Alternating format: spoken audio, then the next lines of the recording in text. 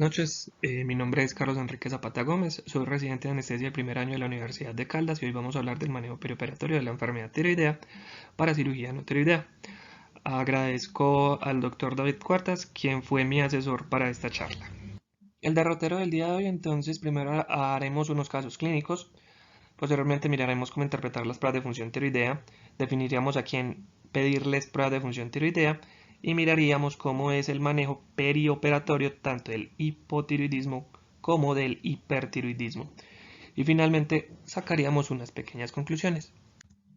Entonces el primer caso clínico que tenemos es una paciente de 24 años de edad, tiene antecedentes de hipotiroidismo y de una hidronefrosis derecha e izquierda por estenosis ureteral. El riñón derecho está sin función, por lo cual el urólogo decidió programarla para una ureteroplastia izquierda por laparoscopia. El paciente toma levotiroxina 150 microgramos por día. Ella relata que más o menos hace una semana ha sido hospitalizada por dolor. Cuando llegue miramos el examen de TSH que nos trae, está en 25. Cuando la revisamos y le preguntamos por síntomas, el examen físico está normal y no tiene síntomas a la revisión por sistemas. Cuando hacemos un interrogatorio un poco más profundo, ella nos dice que ese examen fue tomado más o menos hace un mes y que hacía 3 semanas ya había tenido cita con el internista quien le había modificado la dosis de levotiroxina. Entonces, el segundo caso clínico se trata de una paciente femenina de 33 años de edad, como único antecedente está en un estudio por bocio y nos ingresa urgente al quirófano por dolor abdominal. El cirujano la ha programado para una laparotomía exploratoria y encontramos que tiene una TSH suprimida y una T4 libre alta. Entonces, mirando estos casos se hace uno la pregunta entonces, ¿cuál sería su conducta? Entonces, vamos a tratar de responder esta pregunta durante toda la charla, ¿cierto?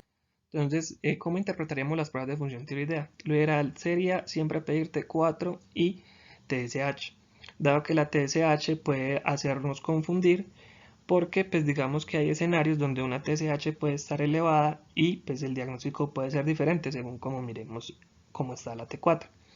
Entonces, miremos entonces este diagrama que me pareció bastante ilustrativo y fácil pues de entender. Entonces, si uno tiene una TSH elevada, miren como les estaba diciendo, ya la T4 le ayuda a uno a definir qué es lo que tiene. Si tiene una T4 libre baja, pues estamos hablando posiblemente de un hipotiroidismo.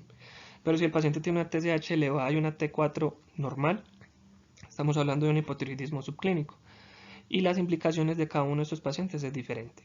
Si tenemos entonces una T4 baja y una TSH baja, pues estamos hablando de un hipotiroidismo central, donde tendremos que averiguar no solo sobre el eje tiroideo, sino sobre el resto de los ejes hormonales, porque posiblemente puede estar cursando con algún tipo de enfermedad central que nos puede estar afectando los otros ejes. Cuando vamos a mirar entonces la T4 que está elevada, entonces vamos a enfocarnos sobre todo con la TSH. Si es una TSH que digamos que puede estar alta, ¿cierto? Podemos ver que puede ser entonces un paciente que tenga una secreción inadecuada, por ejemplo, de TSH, ya bien sea por un adenoma hipoficiario. Listo. En caso de que tengamos una TSH una TSH baja con una T4 alta, pues vamos a hablar entonces de un paciente hipertiroideo con las posibles causas que ésta pueden tener. Por ejemplo, una enfermedad de Graves, una adenoma tóxica o un bocio multinodular. En caso de que el paciente tenga una TSH baja y una T4 normal, estamos hablando entonces de un hipertiroidismo subclínico. ¿Listo? Digamos que a grandes rasgos y para la charla, esto va a ser importante para hacernos orientar en lo que debemos hacer. Entonces, la pregunta es, ¿cuándo pido yo entonces una TSH preoperatoria? Si tenemos un paciente que no tiene ningún tipo de antecedente, ¿cierto? Ese paciente que no tenga síntomas no se le debería de pedir una TSH, ¿cierto? Solo cuando encontremos síntomas que justifiquen pedir una TSH clínicamente que veamos que el paciente tiene algún rasgo de hipo o de hipertiroidismo, sería adecuado pedirla, ¿cierto? En cuanto digamos que a estos pacientes que ya tienen su enfermedad tiroidea de base, entonces Sería adecuado entonces realizar esa TSH siempre y cuando digamos que no tiene un examen de entre los 3 a 6 meses y que este haya sido eutiroideo. ¿A qué me refiero? Que los rangos estén en rangos de normalidad y, y sobre todo pues que no tenga síntomas. Entonces vamos a hablar de cómo sería entonces el manejo perioperatorio del hipotiroidismo. Entonces la pregunta que uno se hace es cuáles son entonces esas complicaciones o esas implicaciones que tiene el paciente con hipotiroidismo dentro de la cirugía. Entonces vamos a mirar acá que entonces tienen una disminución del gasto cardíaco casi de un 30 a un 50%. Esto se debe primero a que hay una disminución del calcio intracelular. Segundo, tienen una disminución, un downregulation de los receptores beta adrenérgicos y tienen una sensibilidad disminuida a las catecolaminas, ¿cierto? Además, este gasto cardíaco se va a disminuir porque van a tener un aumento de la resistencia vascular sistémica dado por una disminución del óxido nítrico y sobre todo también de, digamos que esos restos metabólicos que se generan, digamos que en el resto del árbol vascular, que también nos ayudaría a que haya algún tipo de vasodilatación dado que el hipotiroidismo está con hipometabolismo. La hipoventilación en estos pacientes entonces se da porque tienen una drive respiratoria al oxígeno y a la hipercapnia disminuidos y además tienen una disminución en, digamos que la fuerza que generan los músculos respiratorios, tanto el diafragma como los intercostales. Entonces esto hace que tengan una capacidad total disminuida y una capacidad vital también disminuida. Esto hace que estos pacientes sean muy proclives a que hagan atelectasias durante el transoperatorio, ¿cierto? Y pues sobre todo como sabemos que estos pacientes pueden digamos que tener algo de aumento del índice de masa corporal, pues esto nos va a ayudar a que el paciente posiblemente pueda tener algún tipo de SAJOS y que también tenga algo de patrón restrictivo, digamos que cuando vemos los bucles de ventilación por la misma debilidad del diafragma y pues por el aumento pues del índice de masa corporal que a veces puede generar este tipo de patologías. Hay una disminución de la motilidad intestinal y esto es importante porque pues estos pacientes pueden llegar a comportarse como un estómago lleno. La hiponatremia se genera entonces es porque no tienen un adecuado manejo del ADH y hay mucha ADH dentro del sistema cardiovascular, lo cual termina siendo una hiponatremia. Y esto es muy importante y es que estos pacientes se terminan comportando como pacientes frágiles y ancianos porque pues son muy sensibles a los hipnóticos y a los opioides y al tener una depuración disminuida de estos fármacos pues digamos que el despertar de sus pacientes es mucho más prolongado. Listo. Entonces hay que tener en cuenta esto con este tipo de pacientes. Además no es despreciable entender que estos pacientes también son más sensibles a los relajantes neuromusculares y acá cobra importancia entonces hacer una buena monitorización cuando utilicemos relajantes musculares en estos pacientes porque pueden tener relajación residual más fácil que otro tipo de pacientes. Estos pacientes pueden tener trombosis sobre todo porque tienen una disminución de la depuración de los factores de coagulación vitamina K dependientes, ¿cierto? Tienen anemia porque ellos tienen una disminución en la liberación de eritropoyetina y digamos que lo quiero marcar acá y que quede claro es que el gran problema de llevar un paciente no controlado a cirugía es que hagan un mixedema. Listo. Entonces acá vamos a ver una tabla que nos va a explicar de manera mucho más sencilla cuáles son esos efectos hemodinámicos del hipotiroidismo en el paciente. Entonces, como ya hablamos, entonces una resistencia vascular sistémica que está aumentada por una disminución del óxido nítrico y disfunción endotelial, lo cual lleva a que pues, también tenga una distensibilidad arterial disminuida. El inotropismo y el cronotropismo, como ya lo vimos y lo explicamos, entonces va a estar disminuido. El gasto cardíaco, por ende, por todo lo que ya hemos hablado, va a estar disminuido. La presión arterial diastólica va a estar aumentado, sobre todo pues por la baja distensibilidad de las arterias. La presión de pulso va a estar disminuida, la respuesta a catecolaminas va a estar disminuida porque ya vimos que hay una disminución en el número de la sensibilidad de los receptores beta.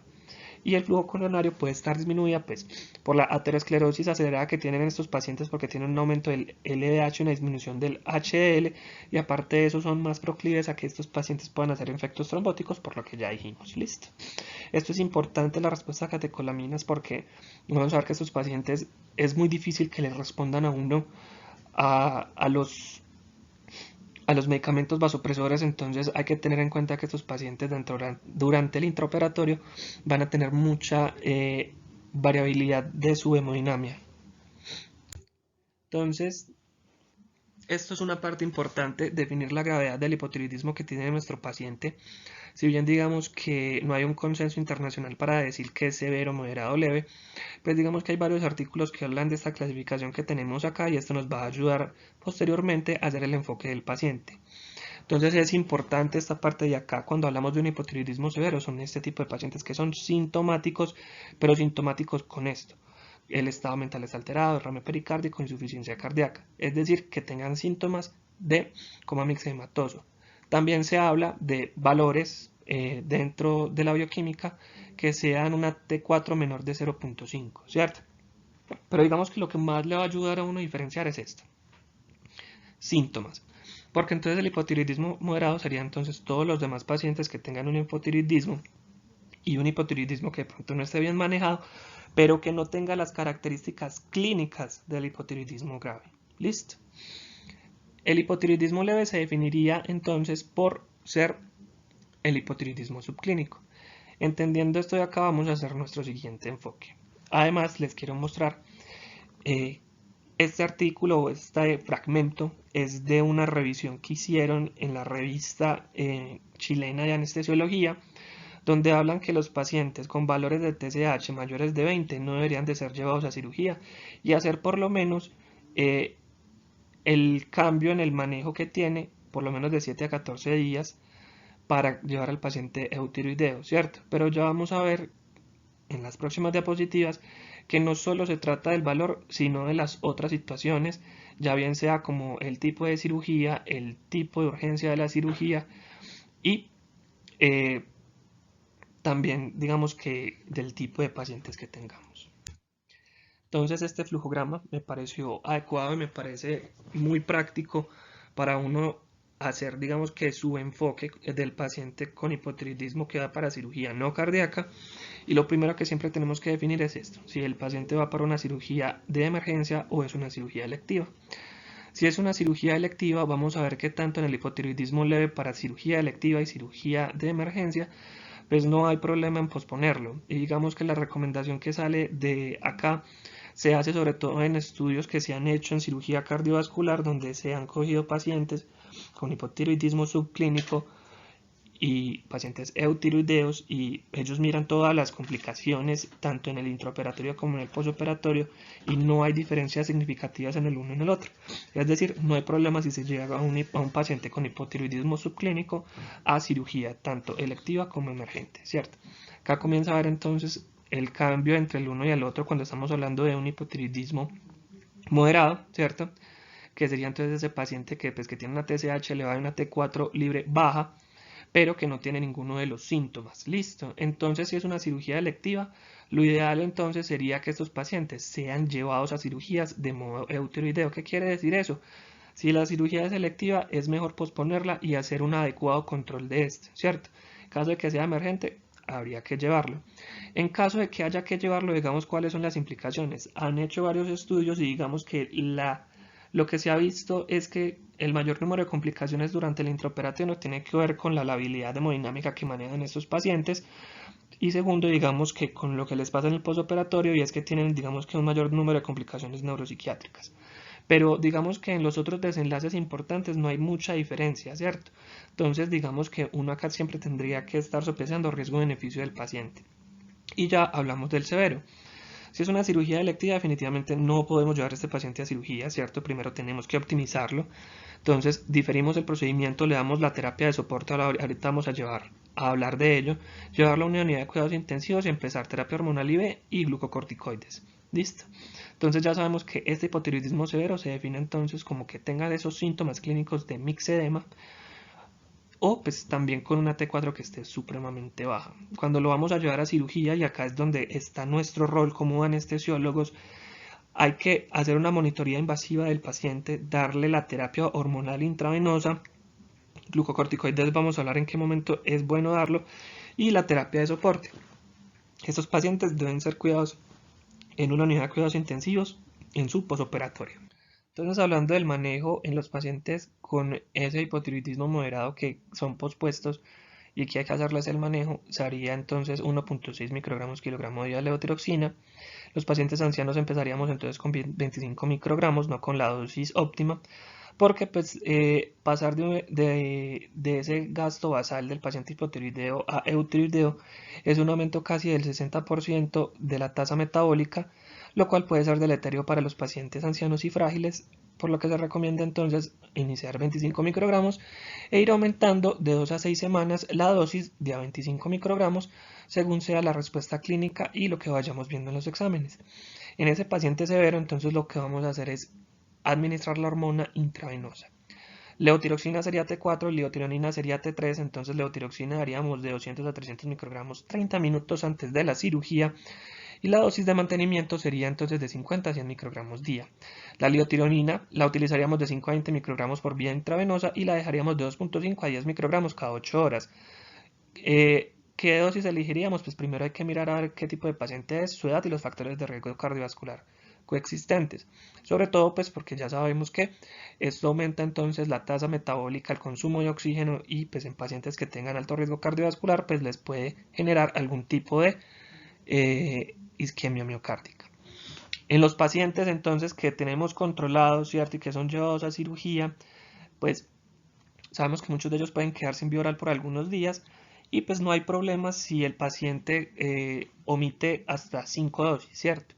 Ya si llega a la quinta dosis y no tiene vía oral, pues ahí sí deberíamos entonces de hacer la reposición intravenosa, que sería de 60-80% de la dosis que él toma por vía endovenosa. Ya entonces pasamos al manejo perioperatorio del hipertiroidismo. Entonces, ¿cuáles son las complicaciones de este tipo de pacientes? Entonces, estos pacientes tienen un gasto cardíaco aumentado, la presión de pulso de ellos está aumentada y esto es porque, pues, si bien tienen una presión sistólica más alta, la diastólica sería un poco más baja. Eso debido a que, como ellos tienen un hipermetabolismo, todos esos, digamos que, metabolitos que se generan del metabolismo celular hacen que haya una vasodilatación y pues que haya pues entonces una resistencia vascular un poco más disminuida, lo cual impacta sobre todo en la presión diastólica. Entonces va a tener una presión de pulso bastante aumentada. El gran problema con estos pacientes es que fácilmente pueden llegar a hacer una fibrilación auricular durante el transoperatorio, dado sus aumentos del consumo de oxígeno. Estos pacientes van a tener frecuencias respiratorias mucho más altas y pueden ser pacientes desnutridos, sobre todo porque tienen una motilidad intestinal aumentada y tienen una malabsorción asociada. Importante, el problema de que el paciente tenga hipertiroidismo y sea llevado a cirugía sin contarles que puede hacer una tormenta tiroidea. Entonces vamos a encontrar entonces que las manifestaciones cardiovasculares del paciente es que va a tener una presión sistólica elevada, una diastólica disminuida, ya vimos por qué, una frecuencia cardíaca aumentada, una resistencia vascular sistémica disminuida, una contractilidad y un gasto cardíaco aumentado y tienen mayor número de arritmias. Listo. Esos pacientes pueden entonces tener una falla cardíaca congestiva, sobre todo en esos pacientes que ya tienen una enfermedad coronaria establecida, por lo cual pues puede generar periodos de isquemia. Entonces, acá es un poco más sencillo y así como en el hipotiroidismo vamos a definir la gravedad del hipertiroidismo y lo haremos en dos grupos, que es el subclínico, que ya vemos cómo se define, que es aquel que tenga T4 y T3 normales con una TSH que está baja, o el hipotiroidismo manifiesto, que ya sí es una TSH suprimida con una T4 y T3 libre que esté en aumento. Entonces el manejo acá lo vamos a dividir sobre todo por el medicamento, que es lo que le está haciendo al hipertiroidismo. Entonces cuando vamos a inhibir la sintomática de la nueva hormona, lo haríamos con las trianamidas. Esto hace pues que no se genere nueva hormona. Lo hacemos con el propiltiracilo y el metimazol. Muchos prefieren el metimazol sobre todo porque su dosificación es mucho más sencilla, es cada 24 horas, mientras que el del propiltiracilo es cada 8 horas. Listo. Digamos que de las peculiaridades del propiltiracilo tiene una propiedad que ayuda mucho y es que, como vamos a ver, inhibe que haya una conversión de T4 a T3. Listo. Lo otro que podemos hacer es la inhibición de la liberación de la hormona. Esto se hace sobre todo con el yodo. Con el yodo hay que tener entonces unas consideraciones, y es que si bien inhibe, perdón, la liberación de la hormona, pues hay a ciertos pacientes en donde tenemos que combinar estos dos para evitar que el paciente haga hipertiroidismo. Me explico. Por ejemplo, en los pacientes con enfermedad de Graves, ellos solo con el yodo hacen la inhibición de la liberación de la hormona, pero los otros pacientes, como por ejemplo el bocio multinodular o el adenoma tóxico, estos pacientes lo que terminan haciendo es que este yodo termina siendo un sustrato para que genere más hormona tiroidea y empeore el cuadro clínico. Por lo cual, lo que uno debería de hacer en ese tipo de casos es primero dar algo que inhiba esa síntesis de la nueva hormona y después algo que inhiba la liberación, que sería el yodo. Entonces, ¿cuáles tenemos? Tenemos el Lugol, ¿cierto? Y tenemos también el yoduro de potasio. Inhibir la conversión de T4 a T3, eso lo podemos hacer entonces con los corticoides, lo podemos hacer con el propiltiracilo y como vamos a ver más adelante, estos agentes antiadrenérgicos, como por ejemplo algunos beta bloqueadores, pueden hacer este tipo de efectos. De los agentes antiadrenérgicos, lo que más vamos a utilizar son los beta bloqueadores, ¿cierto? A menos pues de que tenga alguna alergia o alguna contraindicación, digamos que sería el de elección. Y otros manejos que tenemos puede ser remover el exceso con plasmaféresis, pero es muy costoso y digamos que no es lo que podemos hacer nosotros en el intraoperatorio. Y siempre dar medidas de soporte a estos pacientes, porque son pacientes que están desnutridos, son pacientes que están deshidratados, son pacientes que tienen fiebre, entonces pues darle un antipirético, dar una muy buena carga de líquidos y manejar bien las otras complicaciones. Entonces, en el manejo del paciente hipertiroideo vamos a ver entonces que si se trata de un hipertiroidismo subclínico no hay necesidad de suspender la cirugía. Si se trata entonces de un paciente con hipertiroidismo manifiesto, entonces vamos a definir si primero la cirugía es selectiva o es urgente. Si es selectiva, sí o sí ese paciente se debe suspender y llevar a un estado de eutiroideo para evitar todo el tipo de complicaciones que nos lleva el paciente hipertiroideo. Si es urgente o emergente hay que hacer manejo farmacológico. Veremos después cómo lo hacemos y se recomienda hacer una monitorización invasiva de estos pacientes.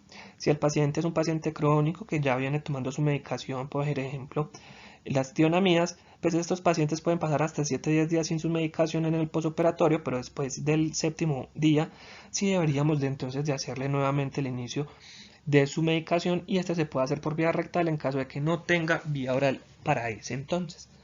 Entonces, en ese paciente urgente que vamos a hacer el manejo farmacológico, lo vamos a hacer con los 4 grupos farmacológicos que vemos acá a la derecha: beta bloqueadores, tionamidas, yodo y corticosteroides. Entonces, los beta bloqueadores, uno muy bueno para utilizar en el intraoperatorio sería el propanolol porque es de rápida acción y además nos ayudaría a que haya poca conversión de T4 a T3. También podemos utilizar el esmolol. De las tionamidas, entonces tenemos el propiltiuracilo y el metimazol, ¿cierto? Ahorita miramos las dosis. Tenemos el yodo y los esteroides. Entonces, acá lo que estamos haciendo es evitando todos esos síntomas que generan el hipertiroidismo. Hacemos cardioprotección también. Y la tionamida lo que hace es que no haya nueva síntesis. El yodo nos ayuda a que no haya una liberación y los esteroides nos ayudan a que no haya conversión periférica, ¿cierto? Entonces acá digamos que estamos atacando 4 blancos distintos y pues sería ideal utilizarlos, ¿cierto? Digamos que las tionamidas y el yodo pues sería sobre todo para los pacientes que nos den tiempo, y hablo de tiempos tan siquiera de una hora y media a 2 horas, porque pues lo ideal sería primero iniciar la tionamida y 1 hora después utilizar el yodo, y sí o sí pues el paciente siempre va a tener el beta bloqueador. El glucocorticoide, ya vamos a ver que la hidrocortisona, dexametasona o betametasona, a las dosis que ya vamos a hablar, nos van a ayudar mucho en este tipo de pacientes. Entonces, beta bloqueador por propanolol 0.5 a 1 miligramo durante 10 minutos, seguidos de 1 a 2 miligramos durante 10 minutos cada pocas horas. El atenolol 25 a 50 miligramos diarios y el metoprolol desde 25 a 200 miligramos. Lo bueno del metoprolol es que lo podemos utilizar sobre todo en esos pacientes que tengan hiperreactividad bronquial, ¿cierto? Porque es, digamos que, más selectivo hacia el receptor beta. El propiltiuracilo sería de 100 a 150 miligramos cada 8 a 6 horas. Digamos que el gran problema acá es que requiere, mire, de bastantes dosificaciones y algunas presentaciones vienen de 50 miligramos. Entonces es un paciente que tiene que estar tomando de 2 a 3 pastillas cada 8 a 6 horas. En caso de que el paciente no pueda tener vía oral, se le puede dar vía rectal. Y el metimazol es de 20 a 30 miligramos día, ¿cierto? Entonces es un poco más fácil de manejar. El yodo, entonces vamos a utilizar una gota de solución saturada de yoduro de potasio 3 veces al día, o podemos utilizar Lugol, que es de 3 a 5 gotas 3 veces al día. ¿Listo?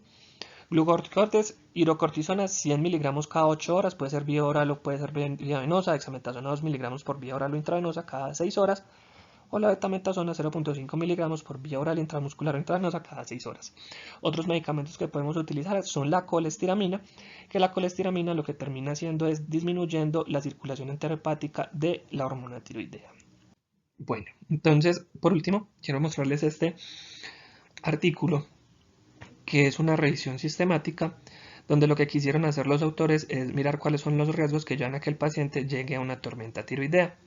Revisaron, o lo que encontraron fueron más o menos 7.691 artículos, de los cuales, haciendo pues un riguroso análisis, cogieron sobre todo estudios de cohortes y de casos y de reportes de casos, encontrando más o menos 47 artículos. Entonces ellos dividieron varios grupos. Entonces, primero en pacientes que no fueron tratados antes de cirugía, pacientes que solo fueron tratados con antitiroideos, y ellos se refieren a antitiroideos con las tionamidas, pacientes que fueron llevados con beta bloqueadores, pacientes que fueron llevados con terapia combinada, y aquellos estudios donde compararon las diferentes intervenciones. Entonces vamos a ver que el primer grupo no se pudo encontrar estudios, digamos que esto éticamente no es adecuado, porque ya vemos que el gran problema de llevar a estos pacientes sin tratamiento, digamos que impacta mucho en su posoperatorio y que haya sobre todo complicaciones posoperatorias. Vamos a ver entonces, por ejemplo, que estos pacientes que tienen tionamidas, pues vamos a ver que en la gran mayoría de los pacientes que son tratados, pues la mortalidad es baja o casi cero, ¿cierto? Y miren pues que la ocurrencia de tormenta tiroidea es realmente baja siempre y cuando el paciente esté tratado antes de cirugía. Lo mismo pasa con los beta bloqueadores. Miren, la mortalidad casi cero. Entonces acá vamos a ver que la mortalidad sigue siendo cero en los pacientes que son tratados con combinación de medicamentos, pero que aún así de pronto sí puede aparecer tormenta tiroidea, pero aún así su incidencia es baja.